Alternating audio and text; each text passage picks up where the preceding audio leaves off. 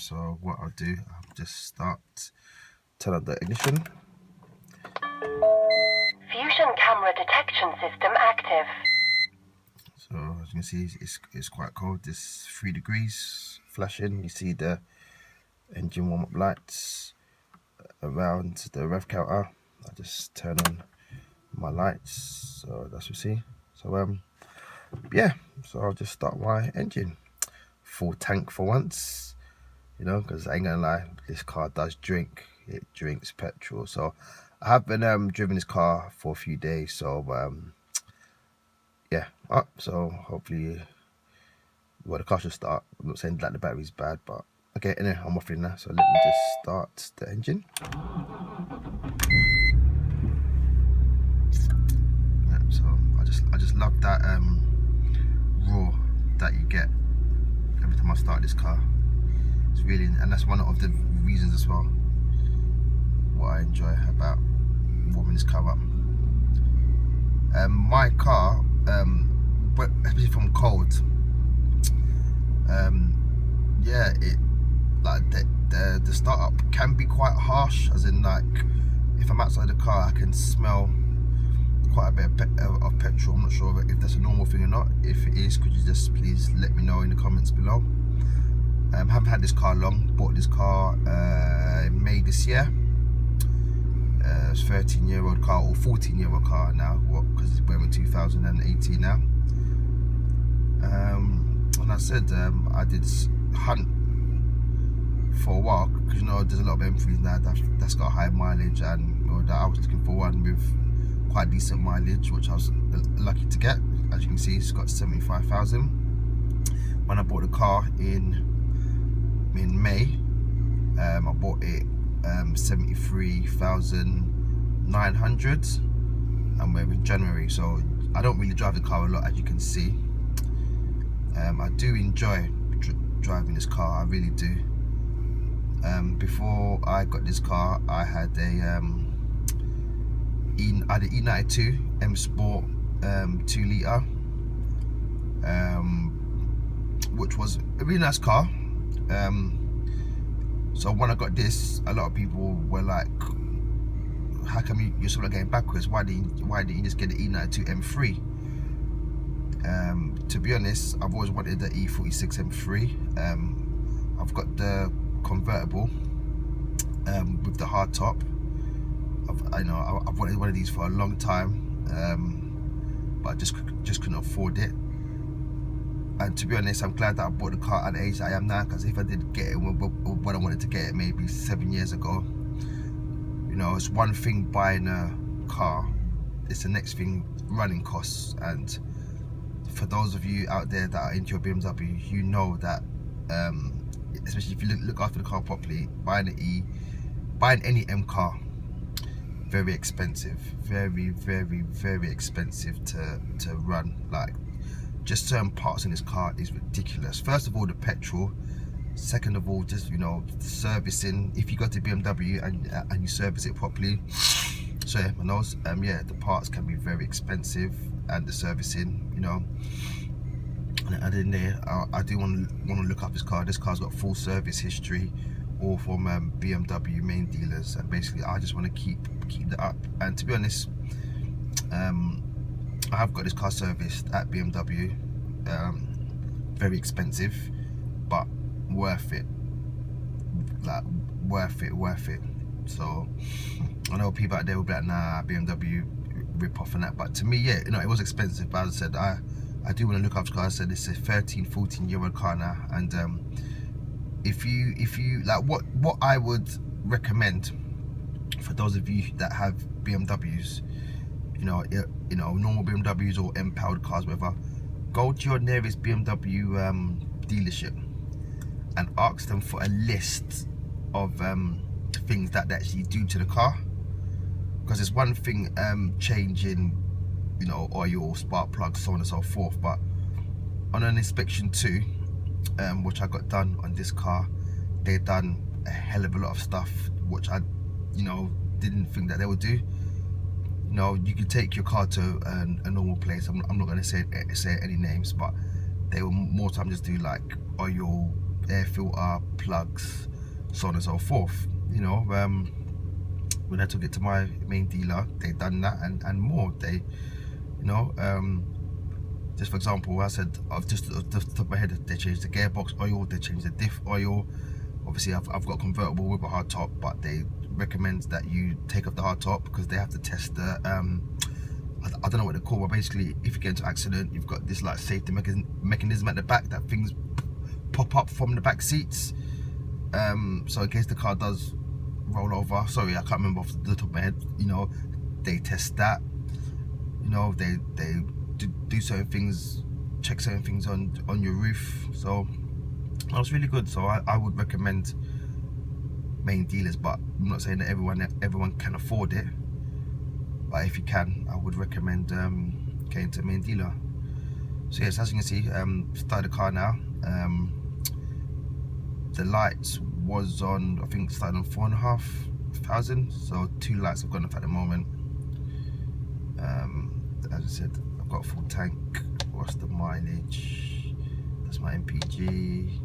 It's got 274 miles. So yeah. But as I said, I do enjoy driving this car. I really do enjoy driving this M43. Sorry, E46 M3. I really do enjoy it. Like, especially like when the car's warmed up and you get it going and you put your foot down. Just the noise that you get from the engine, from the exhaust, is you know, I can't describe it. It's a really nice sound. I've got a manual. One thing that, you know, I didn't know until I bought this car. I thought that if you had a manual or the SMG version, that you get the shift lights. So I was quite disappointed that you do not get the shift lights on a manual car. But I do believe that there is stuff that you can do. You can, what's it called?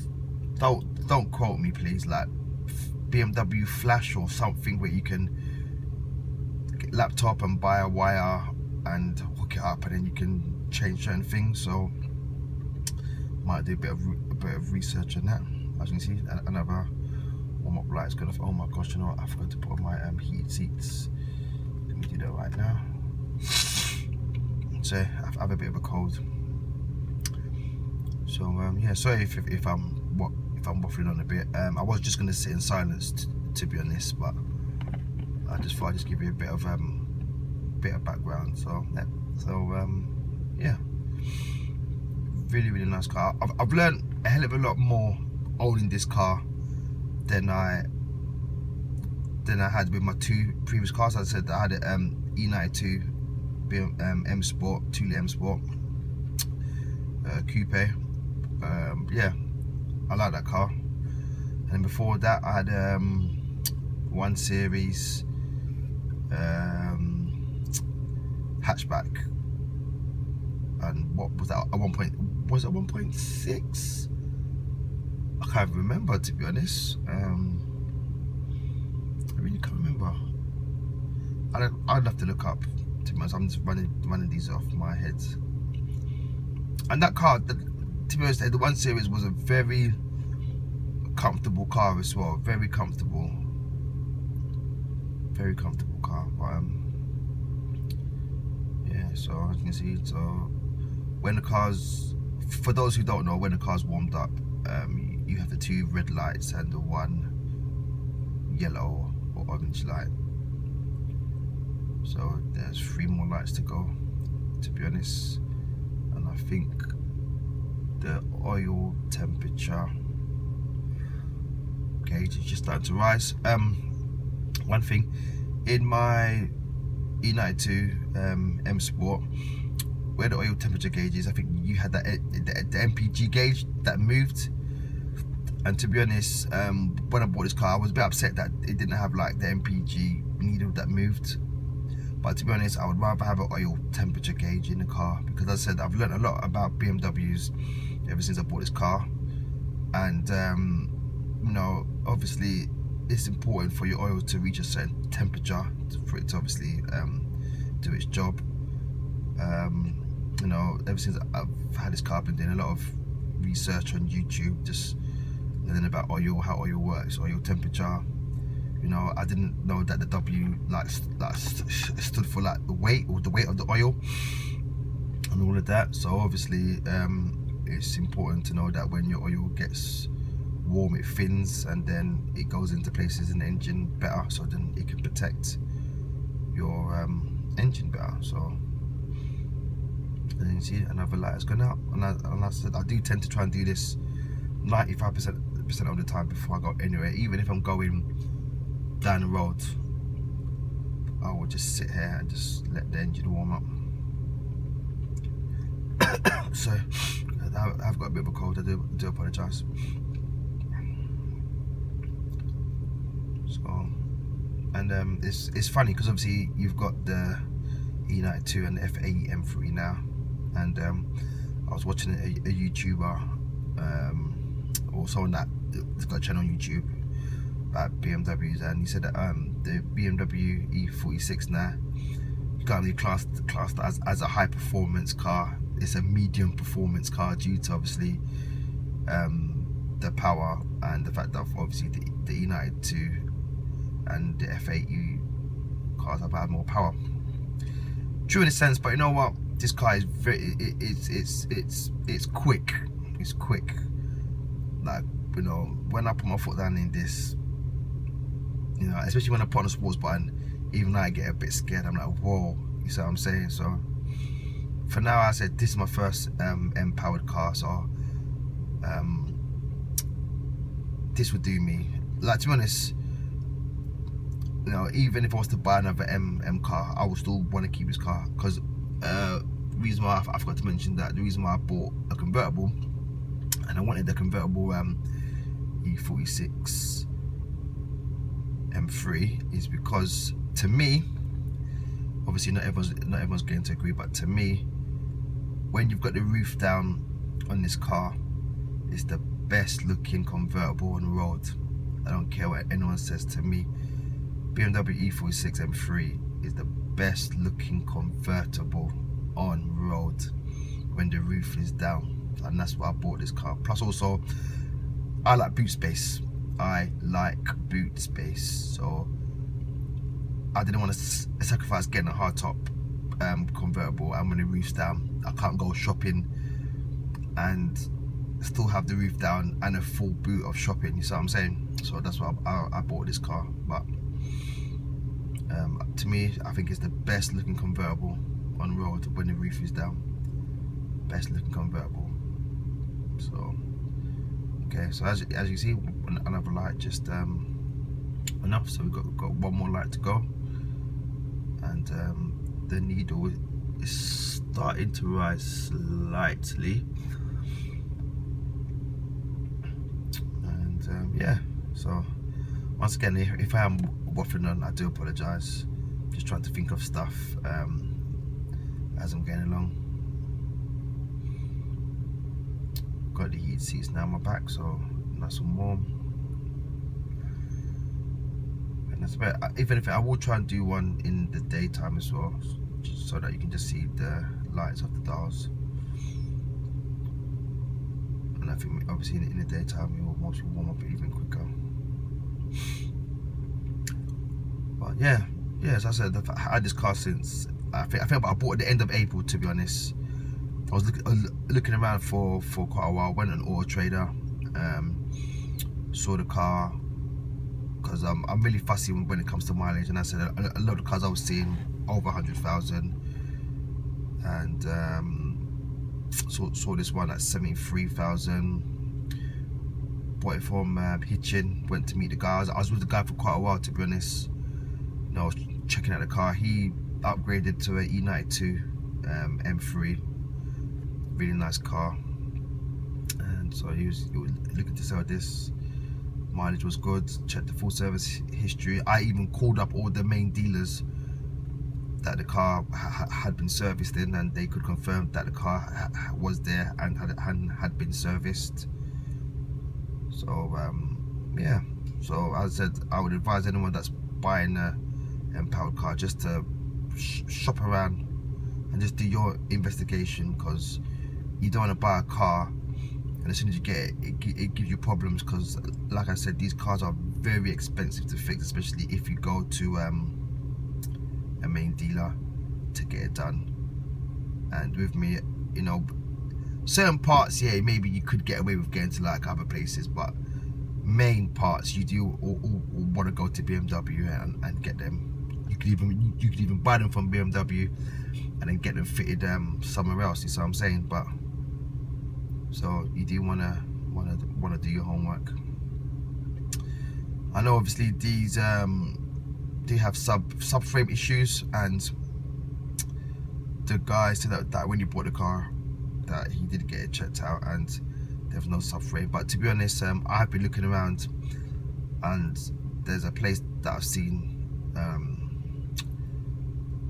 and maybe sometime this year I want to get my car, take my car down there to get the subframe looked at properly, and if there is any issues then get it sorted out as soon as possible. I've seen a place, I'm not sure if I'm allowed to mention it. It is quite far from where I live, but you know, I've been researching them a lot on YouTube, and I even called up to try and book an appointment. And when I called up last year, or no, this year, sorry, because I bought the car in April, end of April, beginning of May, they were fully booked, and the guy was leaving messages saying that he's got so much bookings that you'd have to try back at the beginning of this year to get a booking. So I'm gonna have to try and do that soon to get the car booked in, to get the subframe checked out. Well, as you can see, the car engine light, the engine warm-up lights, sorry, are all gone, and the needle for the oil temperature is starting to move. So I do normally wait until it gets to about 75 degrees Celsius, and then I make my way. And yeah, that's it. So this is what I reckon that every BMW M driver should do before they drive the car. Obviously, it's not possible all the time, and emergencies, you just get in a car and go. If you're someone that believes that you can warm up the engine quicker by driving it at a decent pace, not like a madman revving it up, then you know, you can do that. I believe E92 cars and upwards, the car doesn't allow you to rev past, so whatever the warm-up light or the warm-up indicator is on those cars, you can't rev past. The car won't allow you to rev past it. I believe that's true. But obviously in the E90, in the E46, sorry, it being an older car, it will allow you to rev past the warm-up lights. So yeah, that's it. Sorry, yeah, I'm not going to talk anymore because I must be boring half of you to death. But yeah, that's the warm-up sequence of my BMW E46 M3. I hope you liked it. If you did, please give it a thumbs up. If you didn't like it, you can give it a thumbs down. You know, there's a lot of people that say in these videos, subscribe and so on and so forth. As I said, this is my first video, so really and truly, it's up to you. I know I shouldn't really be saying that, but I've just started, you know, so this is just something. I'll pop videos and see what happens, and if you guys enjoy it, you can let me know by thumbs up, thumbs down, commenting, and if you feel like you want to subscribe, then do it. But other than that, I'm just someone that's just gonna put up videos, enjoy the M3. To be honest, I wish that I'd been putting up videos from when I first got this car, because I've done a lot of stuff to the car, nothing major, but if anything, I don't want this video to be too long. So if anything, in the next video or in the next warm-up sequence, I will tell you guys what I have done. Okay, thank you very much, and I am about to drive to where I have to go. Okay then, thank you for watching the video, much appreciated. Bye.